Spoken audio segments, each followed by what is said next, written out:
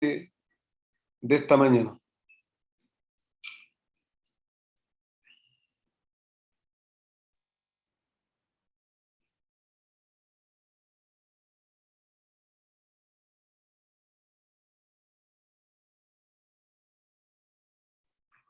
Hermano Roberto, ¿puede activar el audio?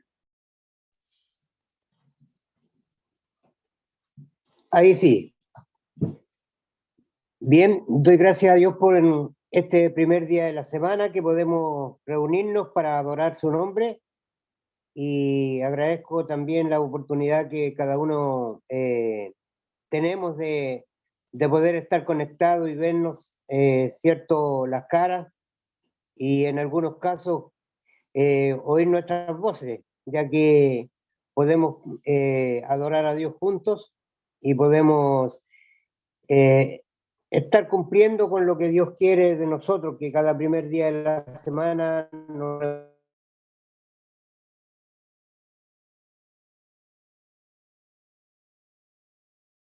He buscado un pasaje que me ha llamado la atención por dos razones. Cuando Jesús estaba pronto a ser condenado a la muerte, algo que todos sabemos que él ya tenía en su mente y en su corazón, el entregar su vida por nosotros, por el mundo, para obedecer a su Padre.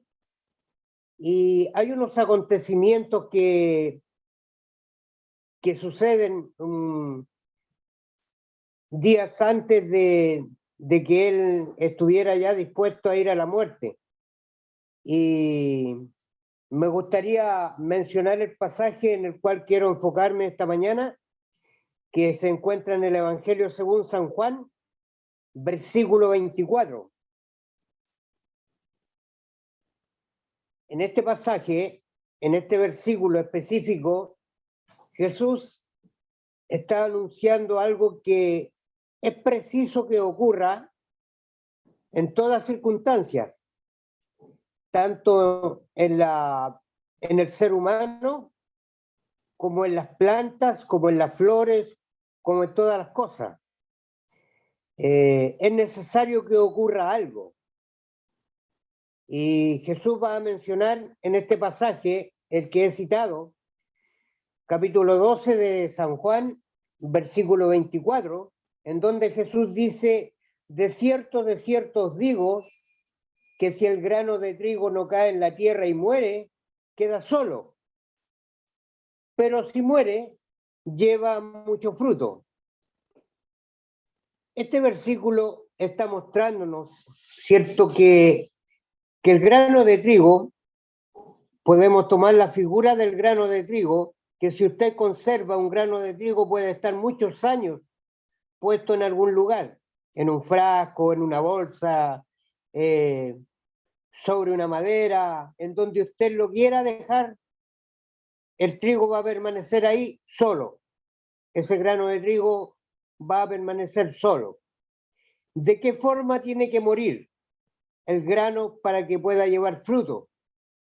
De la única forma que puede llevar fruto el grano de trigo es que éste sea enterrado, que sea enterrado para que muera realmente, para que se desintegre, para que se deteriore. Y de esta forma, al deteriorarse, este va a producir un brote, el cual se va a transformar en una planta y va a dar frutos, y muchos frutos. Todos sabemos lo que sucede con un grano de trigo, que al sembrarse brota y nace una planta y nace una espiga, y esa espiga da muchos frutos, muchos granos más. Jesús menciona este pasaje, menciona este versículo, con el objetivo de dar a conocer a las personas que le rodean que él es necesario que muera para que todas las enseñanzas que él impartió durante su ministerio puedan llevar un fruto, y un fruto abundante. Él está confiado plenamente en que los discípulos van a cumplir con la tarea de predicar el Evangelio a toda criatura, como él se los va a ordenar una vez que él haya resucitado de entre los muertos. él dice que es necesario que el grano de trigo muera para que pueda llevar mucho fruto.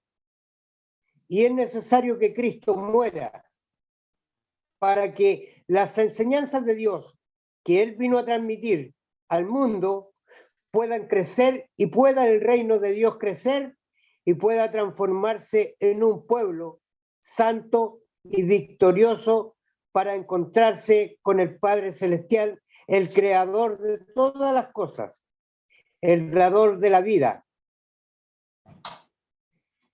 En cuanto a esto, en cuanto a morir para dar fruto, muchos de nosotros tenemos temor de la muerte. Pero si nos recordamos de las palabras del apóstol Pablo en una ocasión, que él dice que el partir de este mundo para él va a ser mucho mejor. ¿Por qué? Porque va a estar en la presencia del Señor, porque va a conocer a su Creador, porque va a tener el privilegio de estar con todos los que padecieron, sufrieron y partieron de este mundo, aguardando la esperanza de la vida eterna. Pablo está dispuesto a morir por la causa del Evangelio y dice que él lo va a hacer con alegría. Ese es el sentir que cada uno de nosotros debe tener. Si hemos de partir de este mundo, no debemos temer a la muerte. De la única forma que podríamos tener temor de la muerte, temor a que nos llegue el fin de nuestros días en esta tierra, la única forma que nos puede infundir temor es si nosotros no estamos haciendo la voluntad de Dios, porque el resultado no va a ser el mejor. El resultado de partir de este mundo sin hacer la voluntad de Dios no va a ser el mejor. Va a ser un resultado que no vamos a tener opciones en aquel día de arrepentimiento, porque ya se acabó nuestra vida, porque ya no hay solución. La solución está en este momento que tenemos vida. Y Pablo, en una de las cartas que él escribe, dice lo siguiente: dejad pues que muera todo lo terrenal entre vosotros, que desaparezca todo lo terrenal de ustedes, todas las costumbres, todas las mañas, todas las formas de vivir cuando no somos cristianos deben morir en nosotros. De esta única forma, la palabra de Dios va a ir dando fruto en nuestra vida. Haced pues morir lo terrenal en vosotros. ¿Qué significa esto?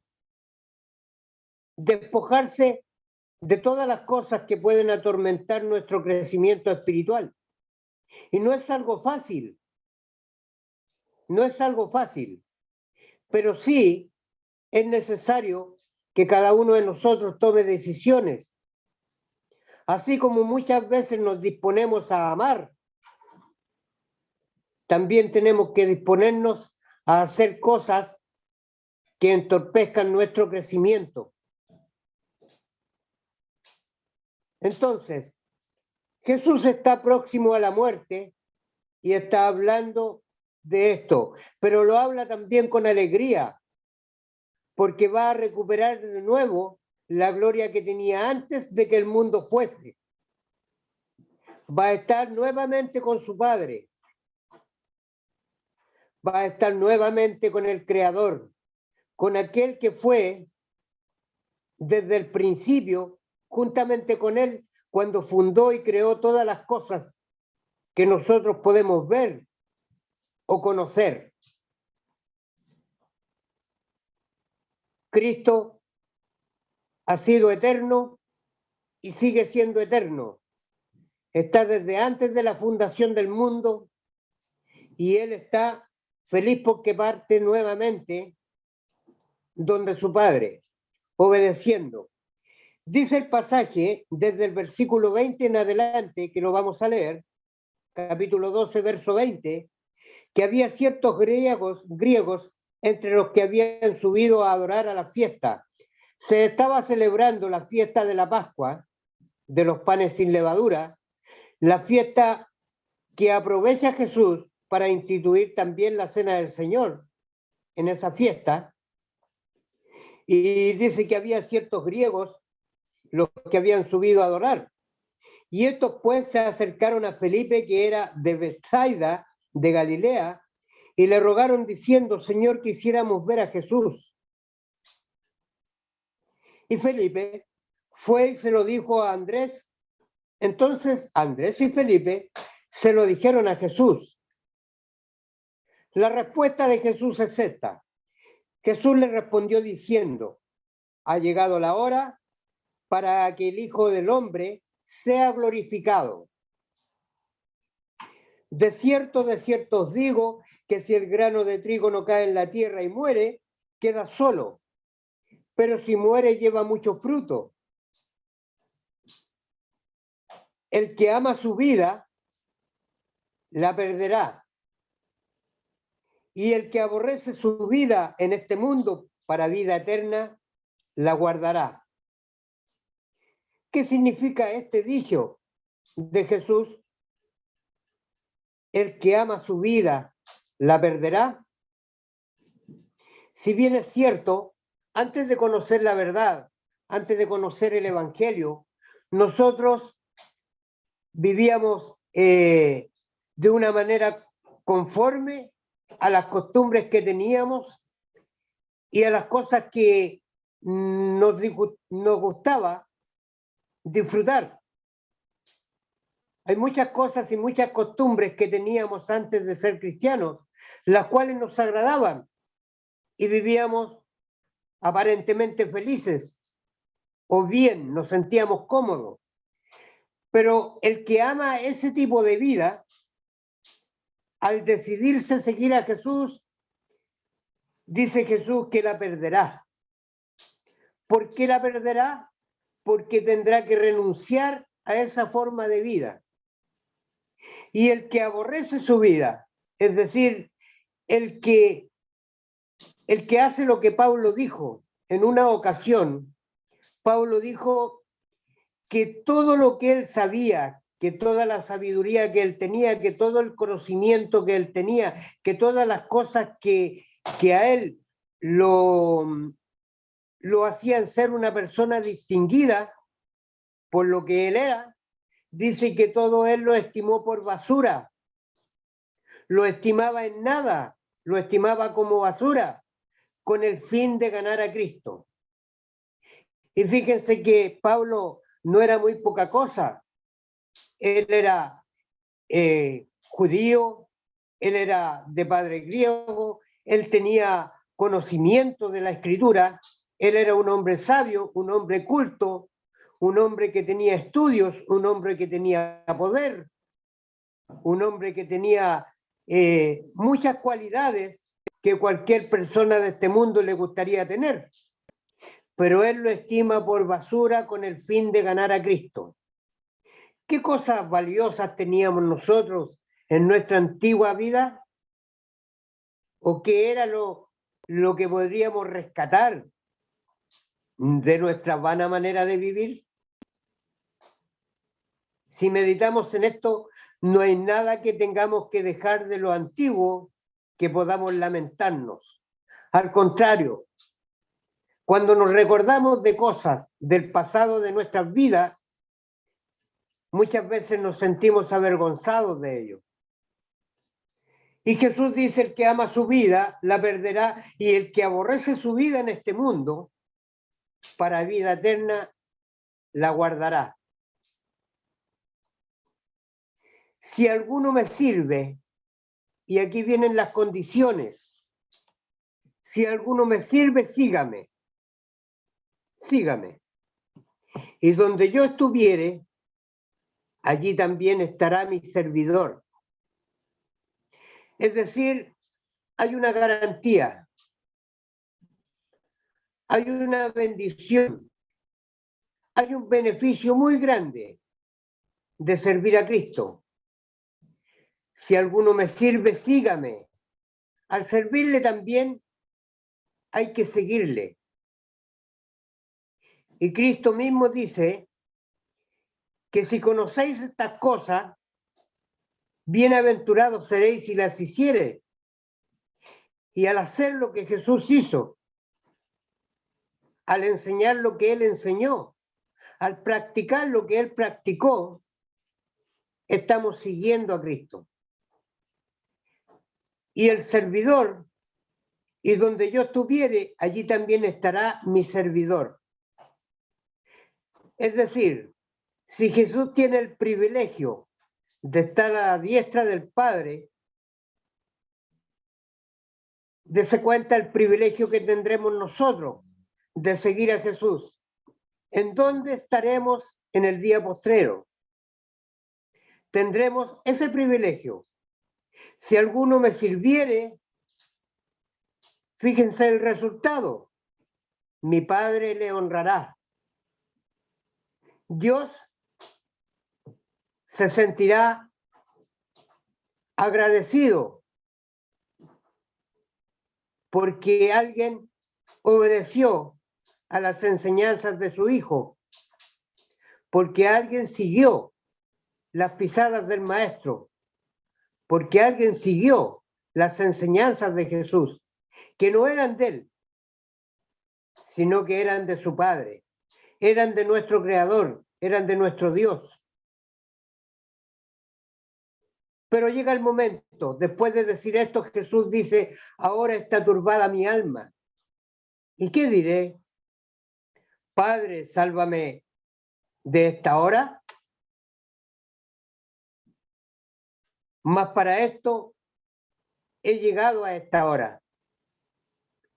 Él sabe que el fin de su ministerio está a las puertas de cumplirse y sabe cuál es el resultado. Él sabe que se acerca la muerte y sabe qué tipo de muerte le espera. Pero él tiene la confianza, tiene la esperanza y está seguro que haciendo lo que le corresponde hacer, cumplirá con la voluntad de Dios y será grande el galardón en los cielos que tendrá él. ¿Por qué?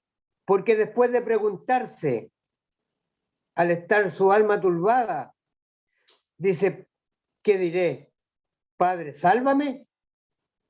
Pero no, yo entiendo que para esto he llegado a esta hora, para hacer tu voluntad, para cumplir con lo que tú me encomendaste.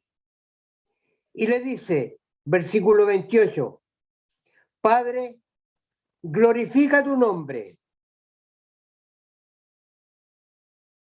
¿Y de qué forma lo hace Dios? Entonces vino una voz del cielo. Lo he glorificado y lo glorificaré otra vez. ¿De qué forma le responde la voz del cielo que había glorificado su nombre?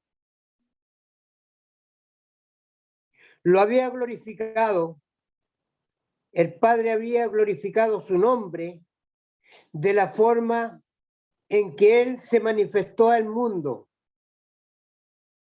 dando la vida de su propio Hijo, y su propio Hijo había cumplido con el deseo que Él le había encomendado.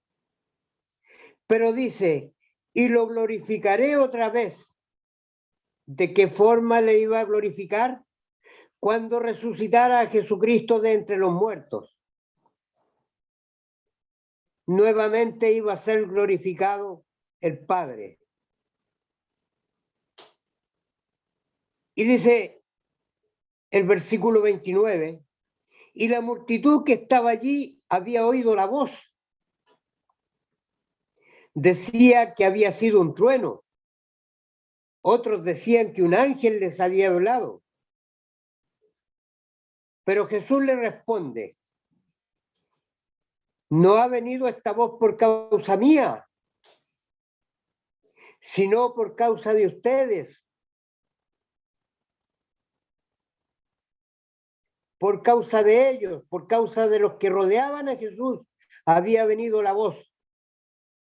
Sin embargo, pensaron que era un trueno, pensaron que eran ángeles, no reconocieron la voz, no reconocían la voz del Padre, no reconocían la voz de Dios, no reconocían la voz del que había creado el mundo. A pesar de haber oído en otra ocasión la voz de Dios cuando Jesús fue bautizado, la voz de Dios había anunciado: este es mi Hijo amado, en quien tengo complacencia. Cuando les habló en el monte: este es mi Hijo amado, a él oíd. Y esta es la tercera vez que Dios habla en presencia de otras personas. Sin embargo, no reconocen su voz. Lo mismo ocurrió con Jesús.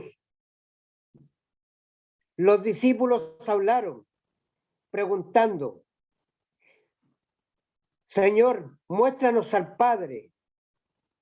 Y Jesús le dice: tanto tiempo he estado yo con ustedes y no me habéis conocido.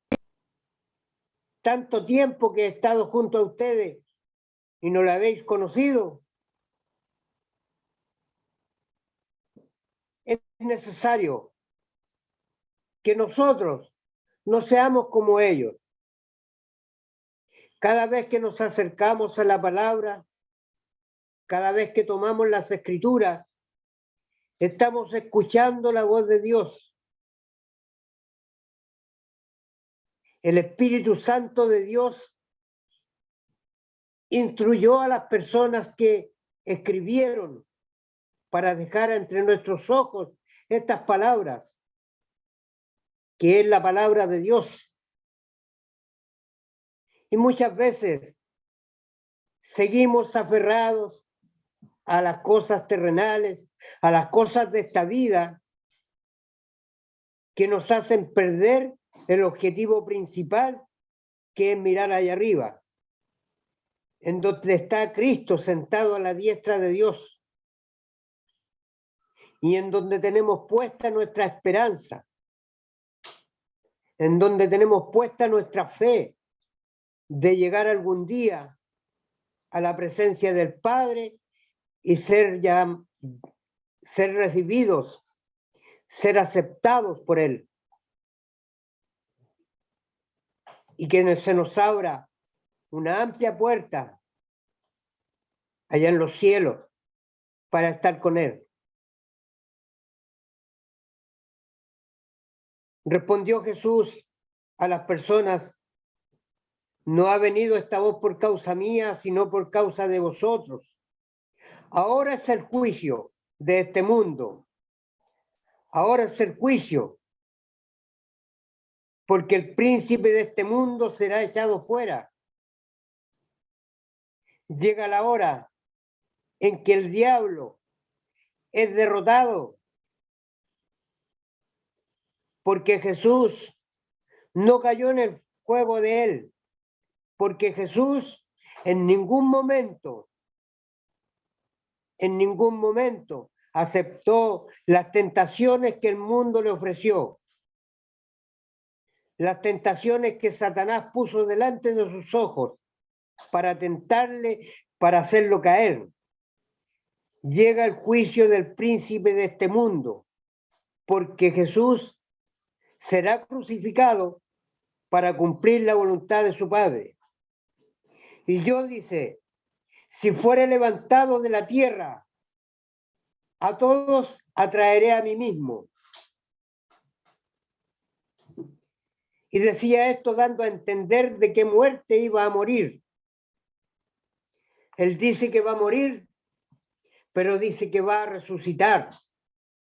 Y al resucitar, ese va a ser el mensaje, ese va a ser el objetivo principal para que pueda atraer al mundo a Él, para que pueda atraer a las personas a creer en sus dichos, a seguirle, para estar con Él por una eternidad. Y decía esto dando a entender de qué muerte iba a morir. Le respondió la gente: nosotros hemos oído de la ley que el Cristo permanece para siempre. ¿Cómo pues dices tú que es necesario que el Hijo del Hombre sea levantado? ¿Quién es este Hijo del Hombre?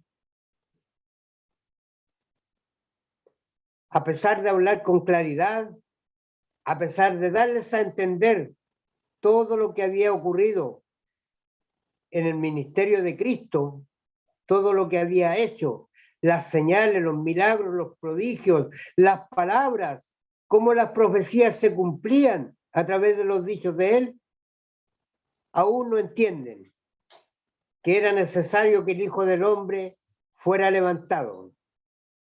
Como lo dice Juan en el principio, para que todo aquel que crea no se pierda, sino que tenga vida eterna. Entonces Jesús le dijo: aún por un poco está la luz entre vosotros. Andad entre tanto que tenéis luz, para que no os sorprendan las tinieblas, porque el que anda en tinieblas no sabe a dónde va. Aún tenían la oportunidad de darse cuenta de frente a quién estaban ellos. Jesús era la luz de este mundo, la que estaba alumbrando a todo hombre, la luz que estaba reflejando el camino, la luz que estaba anunciando la verdad y la luz que daba la esperanza para la vida. Y no una vida superflua, sino que una vida eterna. Que las palabras que están escritas en todas estas cartas, en los libros, tanto Antiguo como Nuevo Testamento, nos puedan permitir darnos cuenta a quién estamos siguiendo, a quién estamos sirviendo, y que nos podamos dar cuenta de qué forma le estamos sirviendo, de qué forma le estamos siguiendo. Cuando tenemos dificultades o problemas con el mundo por causa de la palabra de Dios o por causa de la forma de conducirnos frente a ellos, es porque estamos haciendo la voluntad de Dios. Y esto no le agrada al mundo. Pero cuando no tenemos dificultades por la manera que nosotros nos comportamos como cristianos, deberíamos preocuparnos un poco. Porque el mundo se dará cuenta qué clase de personas somos por nuestros frutos. Como Jesús mismo dijo: por vuestros frutos los conocerán. Es necesario morir para llevar mucho fruto. Y no hablo morir físicamente, porque va a llegar el día en que vamos a morir físicamente. Hablo que debemos morir a este mundo, morir a las costumbres de este mundo, morir a las cosas que hay en este mundo, a los afanes de la vida, a la vanidad de los ojos, a todas estas cosas que perjudiquen nuestro caminar para llegar al cielo. Espero en Dios que estas palabras nos ayuden para reflexionar y para crecer, para seguir el blanco perfecto que es Cristo.